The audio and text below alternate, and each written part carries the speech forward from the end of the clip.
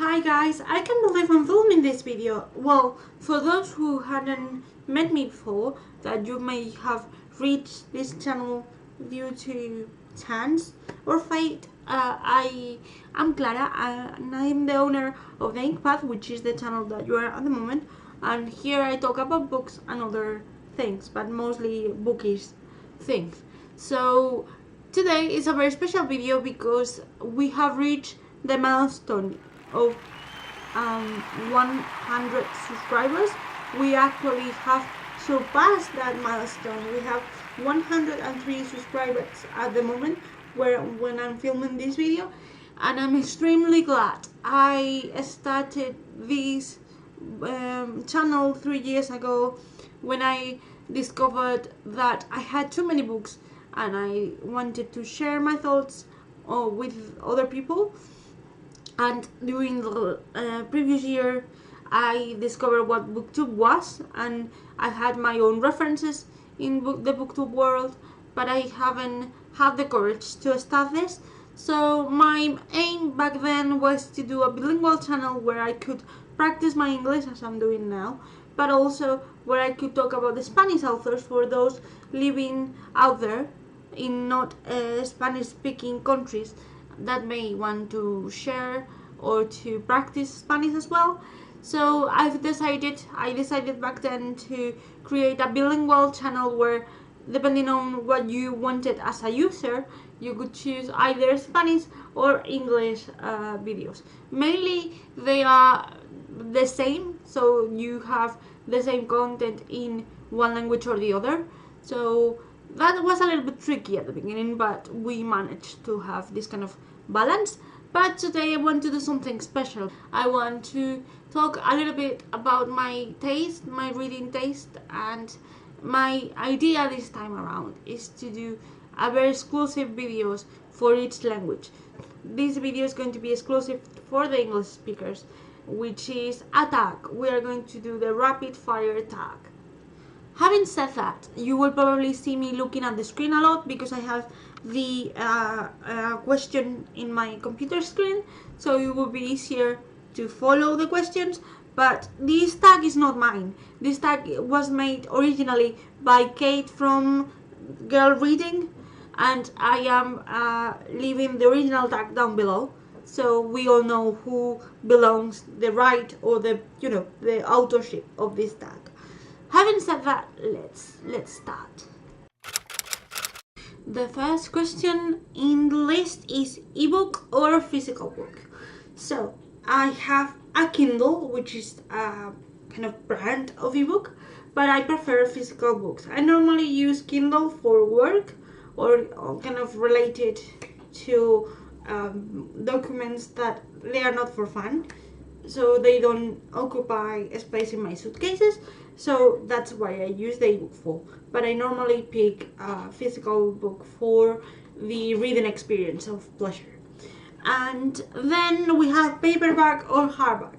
This is a tricky question for me because I love hardbacks, I always have, and I think I always will, but I must confess that lately, from 5 years onwards, I prefer paperbacks, mainly because since I have discovered this part of YouTube, I have myself found that I bought several books more than I used to. So even though I prefer hardbacks and I still have more hardbacks, paperbacks are cheaper, easier, and they occupy less space in the bookcases, basically. So that's why I tend to buy more paperbacks at the moment. But I also must admit that the Spanish paperbacks are way different than the English or English speakers languages paperbacks. So actually, even though if I prefer the paperbacks, I have a mix and match collection of several items in hardback and paperbacks of several regions. Online or in-store book shopping. I prefer always in-store book shopping, mainly because that's how I was raised. My parents are very avid readers, and we normally used to go on any kind of bank holidays or anything like that if the bookstores were open, or if I had holidays They used to take me to the bookstores because I don't have any library around my neighborhood. So I've used to go book shopping or even just looking for books and making lists and stuff like that. So that's how I was raised up. But I also must admit that now that I read more in English, it's quite different or difficult to find certain titles in stores, in Spanish bookstores. So there's also a bit of my money that it's going to online book shopping only when I don't find certain titles in Spanish books shops, basically. Oh, trilogies or series. This is a tricky one. I would normally say series back in the day, like years ago, but right now I prefer trilogies if they are well done, mainly because, again, space. I need a space and I don't have as much space as I used to, but also because I have found myself getting or losing interest in sagas when they were like extremely large.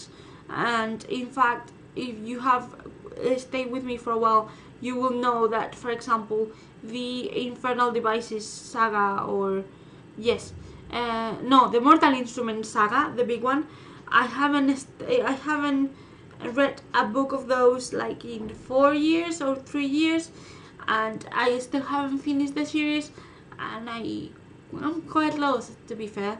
So I feel like trilogies, if they are well done, they are more appealing and more rounded than the sagas, because sagas right now tend to be very meandering, so it's quite easy that I get a little bit tired after the fourth, or yes, mainly after the fourth volume. The next one is heroes or villains. Villains all the way, always.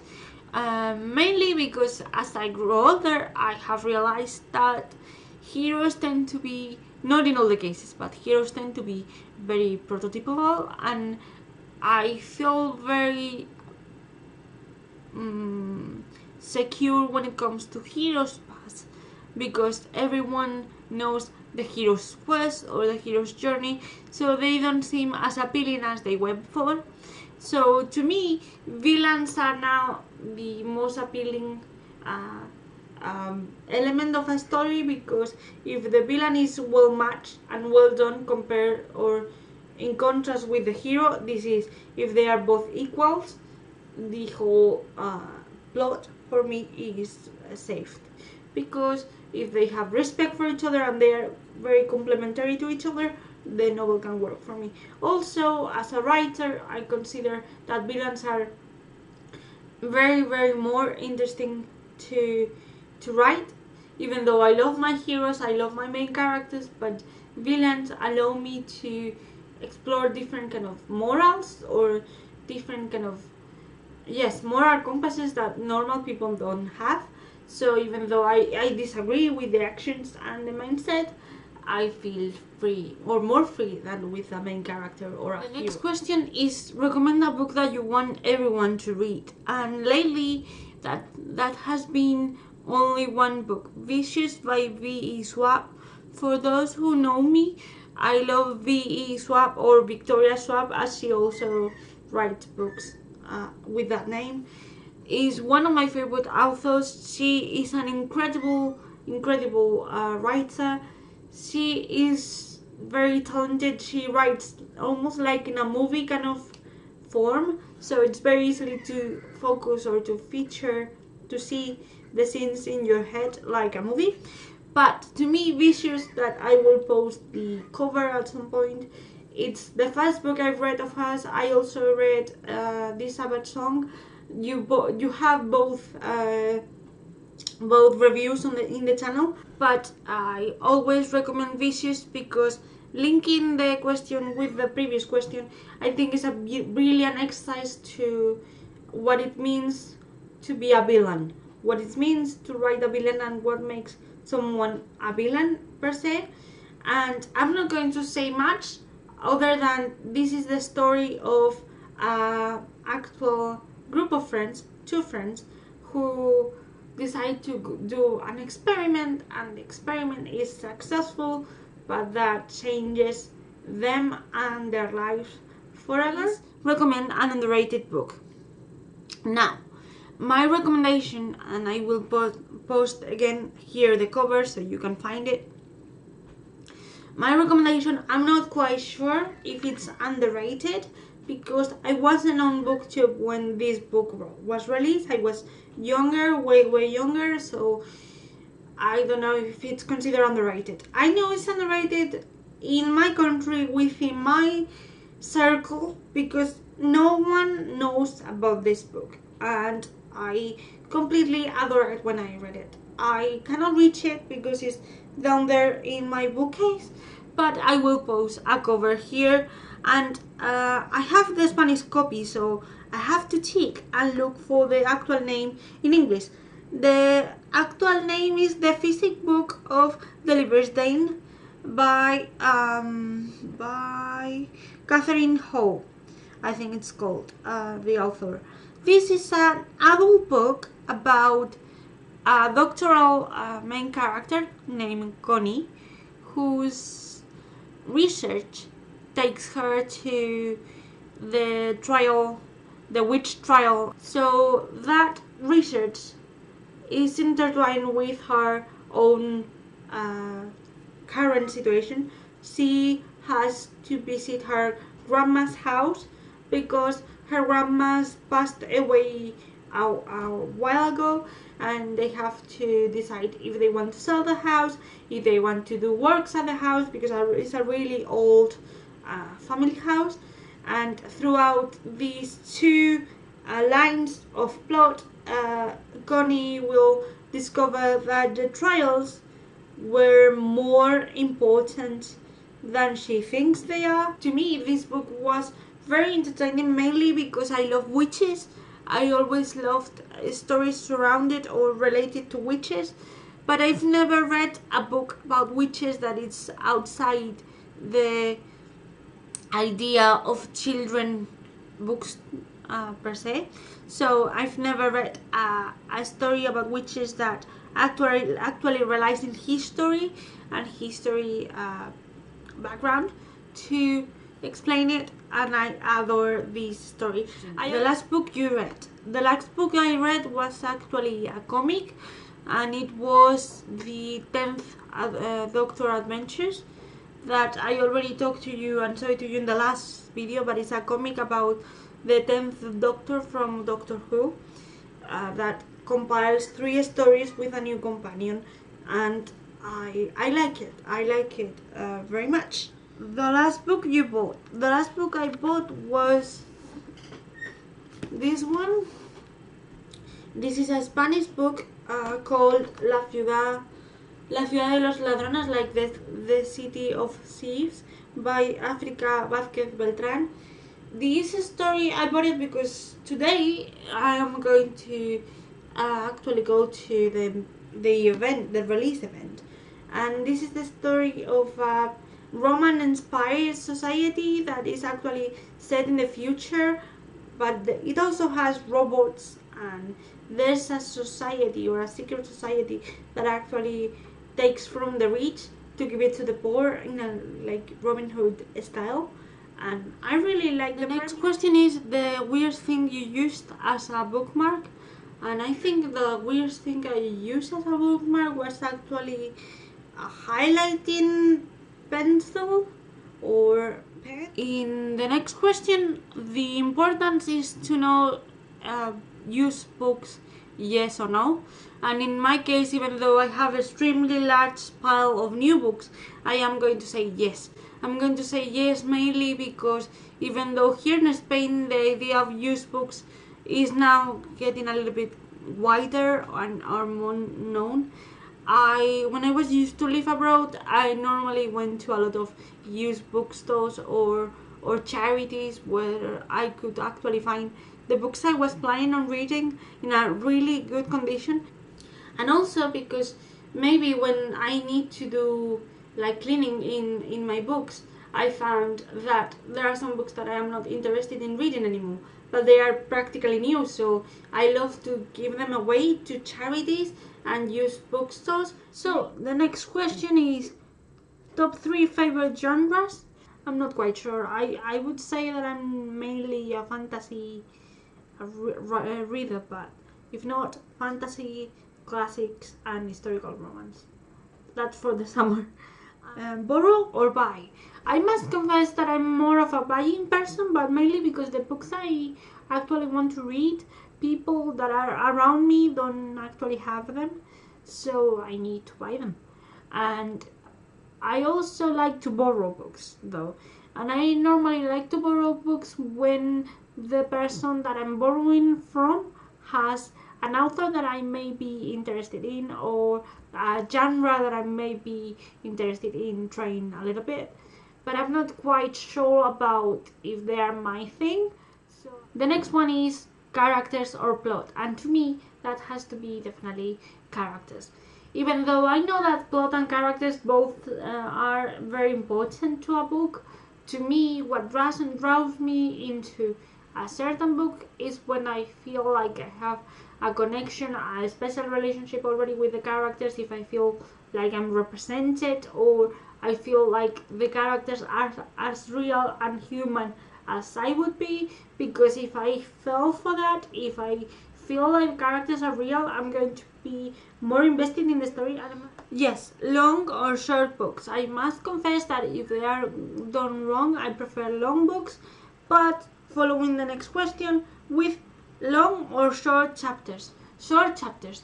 I feel like right now I'm focusing more on the shorter chapters, kind of action-packed vibe, but also I feel like when I'm writing, my chapters tend to be very long, so to me that's very daunting, being able to summarize what I want to happen in a plot for, let's say, 4 pages when I normally use 9. So that's something I have to work with. Name the first 3 books you think of. I don't know. Vicious by V. Swap, that I already mentioned. Harry Potter by J.K. Rowling, the whole saga. And I don't know. Memorias de Idum by Laura Gallego Garcia. The next question. Books that made you laugh or made you cry? To me, I may be a little bit tragic, but I prefer books that make me cry, because I feel like even though making you laugh is way harder, I feel like I remember most the ones that make you cry. I'm a little bit like melodramatic, so I guess it's because of that. Or world or fictional world? Fictional world. Apparently, if it's Harry Potter, it's best, but fictional world all the way. Audiobooks, yes or no? Yes. Audiobooks, yes. And if they are dramatized, it's best. Why? Because mainly I read audiobooks. I listen to audiobooks in English. So I listen to audiobooks in English when I feel like the proper book form is very daunting, or if I started reading the book in English and I didn't actually understood properly the sentence or whatever situation is happening, I feel like throughout the audiobook, because I have someone else's narrating the book for me and pronunciation and giving emotion to the words, I feel like when it comes to reading in English, for instance, it's easier for me to understand what is happening if someone else reads the book to me. So, do you judge a book by its cover? Yes, I do judge books by its covers or their covers, mainly because I really look not only the story, but I look the packaging and the edition, because I tend to try and look for comfortable books to carry around. I mainly read everywhere, so I really need books that can handle being put in bags and carry around and stuff like that. But yeah, I have found myself discarding or saying that I'm not going to read certain books because of the cover, and I regret it. But I also found books that, as the one I told you about, the physics book of the Liber Stain, that because of the cover it appealed to me, and it led me in the past to amazing stories. So yeah, I think everybody does that, but yes, I do judge books by their covers. What else? Oh yes, book to movie adaptation or TV adaptations. Uh, Book to TV adaptation. Why? Mainly because lately, with Game of Thrones and so on, we have come to the realization that with TV adaptation we can actually expand and have more time to explain the plot, and also because I feel like it lasts longer. For those who adore a book, you don't want to summarize it into our movie, into our films. You want to last until you feel satisfied. A movie or a TV show that you prefer to the original books or the original book that it was based on. I preferred the how it's called, The Fault in Our Stars, the movie or the film, to its book, mainly because when I read this book, which is written by John Green, everyone was over the moon about it, and I bought it for like Kindle edition, and I read it, but actually didn't connect either with the plot or the characters. I am not a very contemporary fan, so that may be another issue. But I remember that when I went to the movies, to the cinema with a friend, I was literally sobbing all the way through the film, and I really enjoyed it. I feel like, to me, contemporary, even though I respect John Green with all my heart, I feel like he's an enormous and incredible person. But I also feel like his books are not for me. Lastly, the last question that it's in this book tag is actually series or standalones. As a matter of fact, even though I was a huge fan of series because I didn't want to say goodbye to certain characters, I felt like standalones were better for me nowadays because I feel like they are more rounded. They are like, you don't have to wait ages until they are published. Well, this is it. This is the end of the rapid fire book tag, and today I want to invite two special people in my bookish life to do it, because I think I would love to hear their answers to these questions. Those persons or those people are Vix from Bilingual Bookworm, who is one of the most special people I found in this community, and I call her my friend because we share very interesting topics in common, and I always learn a lot when I watch her videos. And I also want to tag Sam from Thoughts on Tomes because she is my guide. She is my bookish fairy godmother, as I always tell her, and I would love to hear what she actually answers to this question. And also, I invite you, viewer, to do it if you have a channel, a booktube channel, and you want to participate in this, or if you want to respond or reply in the comment section down below, maybe because you don't want to film a video but you want to share your own opinion on the questions, you can also do it. Of course, if you are new and you enjoy this video, you can give me a like or subscribe, or even comment as well and join the family. If you are new and you enjoyed this, you know what you have to do. Comment. I will be more than happy to read you over the next days, and I will try to reply you as soon as I can. This is it for the week, guys. See you next week. Bye!